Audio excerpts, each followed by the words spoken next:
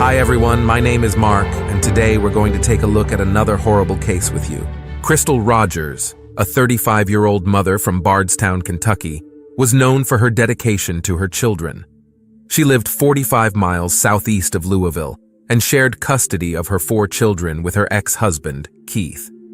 Despite their separation, Crystal and Keith maintained an amicable relationship for the sake of their children. Her youngest son, who was only 2 years old at the time, was with her current boyfriend, Brooks Houck. Because Crystal had always been a reliable and responsible parent, her mother, Sherry Ballard, found it strange when she failed to answer her phone on July 5, 2015. Crystal usually responded to Sherry's calls, but the lack of communication was causing Sherry growing concern. It had been 24 hours since Sherry last heard from her daughter, and with each passing hour, her worry intensified. Crystal's absence was out of character, and Sherry's maternal instincts were telling her something was amiss. Sherry couldn't shake the feeling that something was wrong. Sherry tried contacting Crystal multiple times throughout the day, but her efforts went unanswered each time. She decided to reach out to Crystal's friends and family, hoping someone would know where Crystal might be.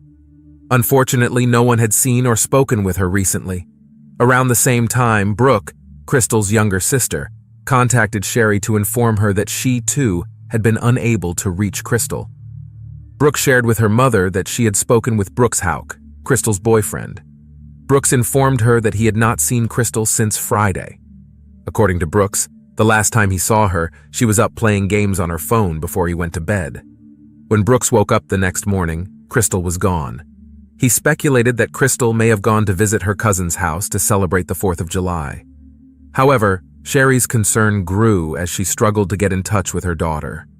Sherry reported Crystal missing to the police department, and as she was there, her son, Casey, received a phone call from a friend who had seen Crystal's car on the side of the road. This discovery worried Casey and his father, Tommy Ballard, as they knew Crystal would not have abandoned the vehicle of her own accord. Upon receiving the call, Casey and Tommy felt a sense of dread in their stomachs. Upon arrival at the location, Casey and Tommy saw Crystal's car, which had a flat tire. However, this discovery only reinforced their belief that something was seriously wrong. If Crystal had encountered car trouble, she would have certainly reached out to one of them for assistance. The idea that she would have pulled over and tried to fix it on her own was unfathomable. As they examined the car further, Casey and Tommy noticed Crystal's keys, phone, and purse on the passenger seat. These items served as additional evidence that something was amiss. Crystal would not have gone anywhere without her belongings, and their presence in the car further heightened their fears for her well-being. After Crystal's father and brother found her vehicle on the Bluegrass Parkway, they promptly notified the Nelson County Sheriff's Department. Investigators arrived at the scene and examined Crystal's car. Despite finding no signs of a struggle, something stood out to them. The driver's seat seemed out of place for someone of Crystal's height. This peculiar observation raised suspicions that someone else may have been driving her car. As the authorities continued their investigation, they sought assistance from any witnesses who may have noticed something on the parkway. However, no one came forward with any valuable information. The police decided to turn to the media in the hope of generating leads from the public. They released Crystal's photo and appealed to the public for assistance in finding her. Unfortunately, no one came forward with any significant leads. Tommy, Crystal's father, organized search parties to locate her. Unfortunately, the hot and humid weather made the searches difficult. Many individuals showed up to help look for Crystal, but one notable absence was her boyfriend, Brooks Houck. The police became suspicious of Brooks's apparent lack of concern regarding Crystal's disappearance, since she was not only the mother of his child. When detectives questioned Brooks, he claimed that Crystal and their son had accompanied him to his family's farm the previous evening. According to Brooks, they returned home around midnight, after which he went to bed. He stated that Crystal remained awake, engrossed in her phone as she often did, playing games. Brooks claimed that when he woke up at 7 a.m., his son was already in bed with him, but Crystal was nowhere to be found. Initially, he speculated that Crystal may have gone out with her cousin. However, those who know Crystal well contradicted this claim, as she never would have left her son behind. Crystal and her 2-year-old were attached at the hip. Brooke, Crystal's sister, believed Crystal was planning to leave Brooks. According to Brooke, Brooks had lied to Crystal and failed to show an emotional attachment to her. Crystal had confided in her mother, Sherry, that she wanted to leave Brooks, but admitted that it would not be easy because he was controlling. Casey, Crystal's brother, had also recently noticed tension between Brooks and Crystal and witnessed several heated arguments. The police asked Brooks to come to the police station to take a polygraph test, which came back inconclusive. Afterward, Brooks sat with the police for a formal interview. Detectives had collected footage that confirmed details of Brooks's story. A video showed his truck going into his family's farm, and the footage revealed the car leaving the property around midnight. However, because Brooks's truck had tinted windows, the police couldn't see who was inside the vehicle at the time. According to Brooks, while at his parents' farm, he did chores, set a fire for building materials, and waited for the fire to die before driving home.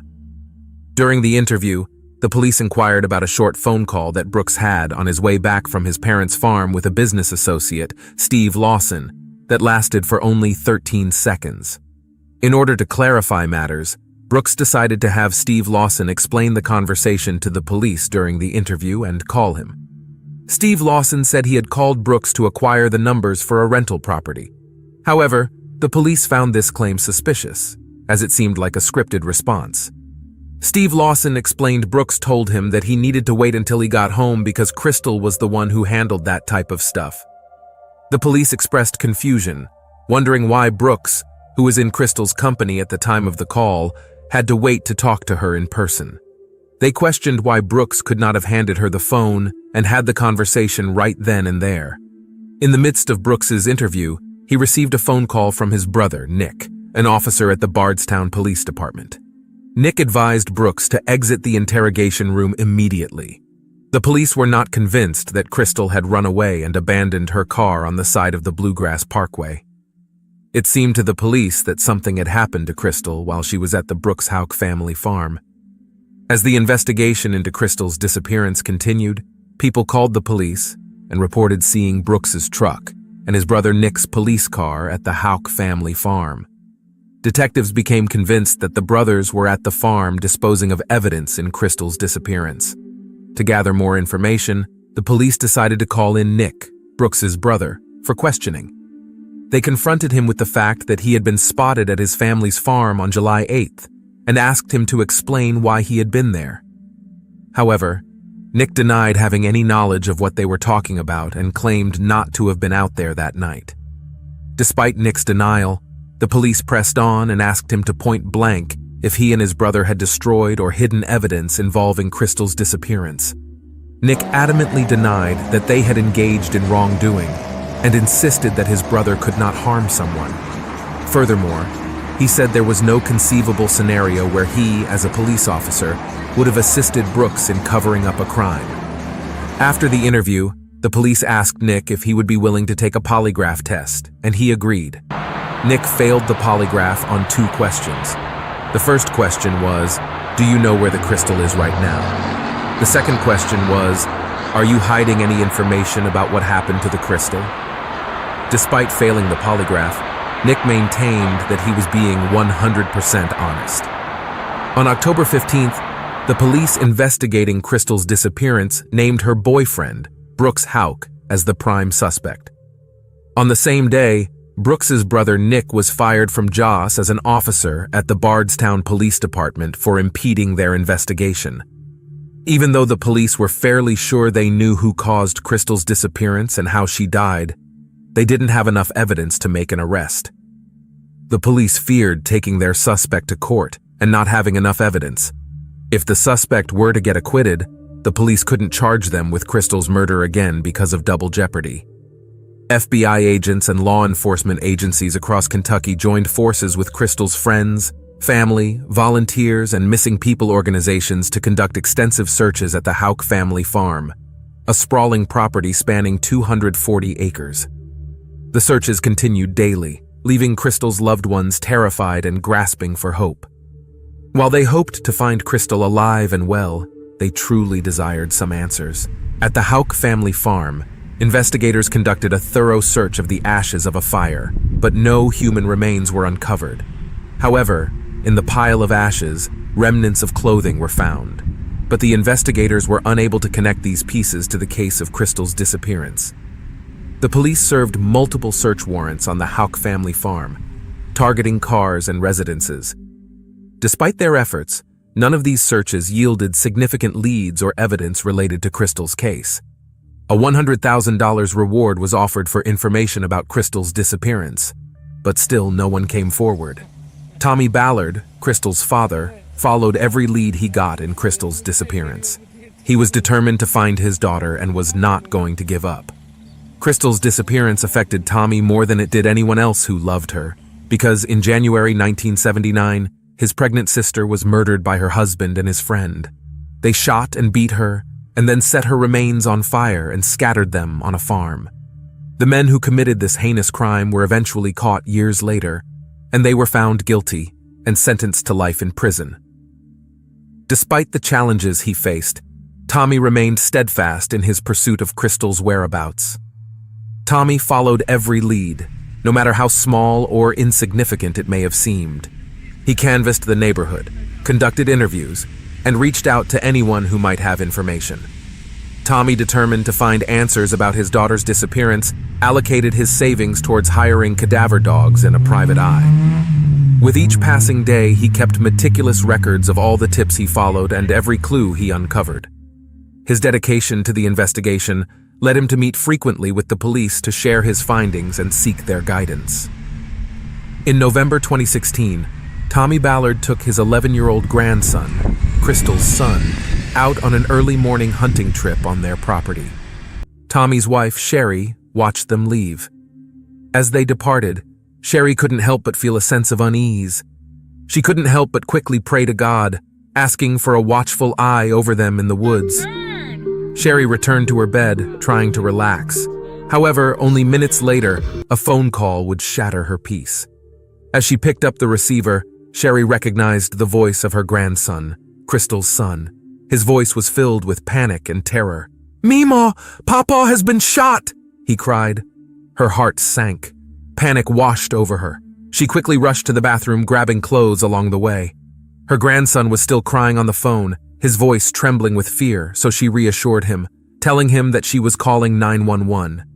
As she quickly dressed, Sherry's mind raced with thoughts of her husband's well-being. When Sherry arrived at the scene, she was immediately overcome with grief. She rushed over to Tommy, shaking him frantically. However, as she did so, she noticed a concerning sight. Blood began pouring out of his nose. The officers and witnesses who had arrived at the scene quickly pulled her off Tommy so that the medics could work on him. However, Sherry was already aware that her husband was gone. Tommy Ballard was pronounced dead at the scene. Tommy Ballard had been shot one time in the chest. Initially, the police claimed that Tommy's death was the result of a hunting accident. However, Sherry was furious upon hearing this declaration. She insisted that this was no hunting accident, but rather a murder. She exclaimed, "This is my husband, and it's a murder, and you know it." After an investigation into Tommy's death, investigators ruled out the idea that Tommy took his own life as the cause of death, as they determined that his weapon had not been fired. Additionally, the investigators ruled out the involvement of Tommy's 11-year-old grandson in the shooting. Eventually, the Kentucky State Police later informed the public that they were investigating the death as a murder. The Ballard family believes that Tommy was murdered because he was getting too close to uncovering the truth about what happened to his missing daughter. They think the people responsible for hurting Crystal wanted Tommy out of the way, fearing that he might reveal the truth. In 2022, the FBI conducted a 5-day investigation into the disappearance of Crystal. Investigators returned to the Houck family farm, hoping to find more evidence. The FBI's goal was to collect evidence that would help them hold the individual responsible for Crystal's disappearance accountable. Despite not revealing if any items of evidentiary value were recovered from the search, an FBI spokesperson confirmed in October 2022 that the agency would be analyzing all of the evidence collected at the FBI's lab in Quantico. As the investigation into Crystal Rogers' disappearance continued, the Kentucky Attorney General made a crucial decision to appoint a special prosecutor to assist in the prosecution of criminal charges related to the deaths of Crystal Rogers and her father, Tommy Ballard. Crystal's mother, Sherry Ballard, was aware of the appointment and wholeheartedly supported the decision.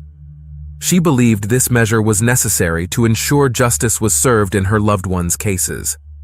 The appointment of a special prosecutor brought a fresh perspective and independent expertise to the case. Sherry Ballard recognized the importance of having a dedicated team of prosecutors focused on unraveling the complex web of evidence and bringing the perpetrators to justice. She believed that by having a dedicated prosecutor, there would be greater attention to detail and a more comprehensive understanding of the case. Sherry Ballard's commitment to seeking justice for Crystal and Tommy was unwavering. The special prosecutor had the necessary resources and knowledge to conduct a thorough investigation and gather the evidence required to present a compelling case in court.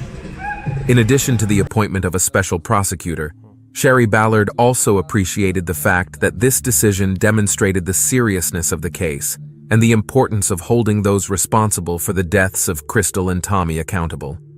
It sent a clear message that the justice system was taking this matter seriously and was determined to bring justice to the victims' families. In July 2023, a grand jury in Kentucky indicted a 32-year-old man named Joseph Lawson on 2 charges of conspiracy to commit murder and tampering with physical evidence in relation to the case of Crystal's disappearance. 2 months later, Crystal's boyfriend, Brooks Houck, was arrested and charged with murder and tampering with physical evidence. The judge set Brooks's bond at $10 million, and he was ordered to stay away from Crystal's family. Brooks Houck was arrested in 2022 for several traffic violations. He was required to pay a series of fines and was released. Many people in Bardstown were overjoyed when Brooks Houck was arrested for Crystal's murder. Although the news was devastating for everyone to come to terms with the reality that Crystal was not just missing, but had been killed, there was a sense of satisfaction in knowing that justice would be served. The arrest of Houck brought a sense of closure and relief to those who were affected by Crystal's tragic death. It provided some measure of solace to know that the person who had taken her life was being held accountable for their actions. The community of Bardstown united behind Crystal's family and expressed support and solidarity during this difficult time. They hoped that the arrest would pave the way for justice to be served and that the perpetrator would receive a fair and just punishment. As the investigation continued and more information came to light, the community remained vigilant and hopeful that justice would prevail. Brooks Houck made his first appearance in court 1 month after his arrest in October 2023. However, his appearance was not in person, but virtually. The hearing was a crucial moment in the case, as prosecutors revealed new information regarding another unsolved murder in Bardstown. The judge asked Special Prosecutor Shane Young if they were looking into any other cases that may be linked to Crystal's case. According to the prosecutor, they were also investigating Tommy Ballard's death, Crystal's father, and felt the 2 murders were connected. In fact, the special prosecutor said they believed they were in possession of the gun that killed Tommy, claiming they purchased the firearm from Nick Houck and were currently testing it, but believe that gun killed Crystal's father. The special prosecutor has claimed that they bought a firearm from Nick Houck, who allegedly used a fake name during the sale. According to the prosecutor, the caliber of the rifle matches the one used to shoot and kill Tommy Ballard. They have mentioned 5 criteria they are examining, claiming that the gun has matched 4 of them so far. Crystal's grandfather and Tommy's father voiced their satisfaction upon hearing the special prosecutors linking the 2 murders in court. They expressed their hope for justice to be swiftly achieved in both cases. However, upon hearing about the allegations put forward by the special prosecutor, Rose Mary, Brooks, and Nick Houck's mother refused to answer any questions. Furthermore, during the court hearing, the prosecutor also alleges that the Houck family had secretly recorded the grand jury proceedings. The prosecutor alleged that Brooks Houck's sister, brother, mother, brother-in-law, and mother's boyfriend were all involved in this illicit activity. According to the prosecutor, By secretly recording the proceedings, the Hauk family sought to gain an unfair advantage and ensure their stories remained aligned. Attorneys for Brooks Hauk filed a request to disqualify the Nelson County judge presiding over the case and request that he be replaced. The attorneys claim that the judge has had a hostile view of Brooks Hauk since 2017, which they believe to be biased and unfair. Additionally, the attorneys argue that the bail set at $10 million is excessive and should be reconsidered. The attorneys argue that having a hostile judge on the case will greatly hinder Brooks's ability to receive a fair trial. They contend that the judge's previous comments and actions indicate a clear lack of impartiality.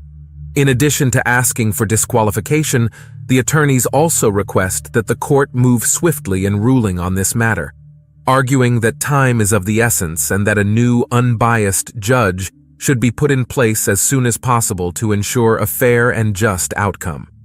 Several weeks later, the Kentucky Appeals Court has ruled that Brooks Hauk will remain in jail on a $10 million bond. Additionally, the court has issued a ruling on the case, officially denying Hauk's request to dismiss the judge presiding over Brooks's trials. In December 2023, Stephen Lawson was indicted on 2 charges of conspiracy to commit murder and tampering with physical evidence. The media widely reported that Stephen Lawson had a son named Joseph Lawson, who had been arrested on charges related to the disappearance of Crystal.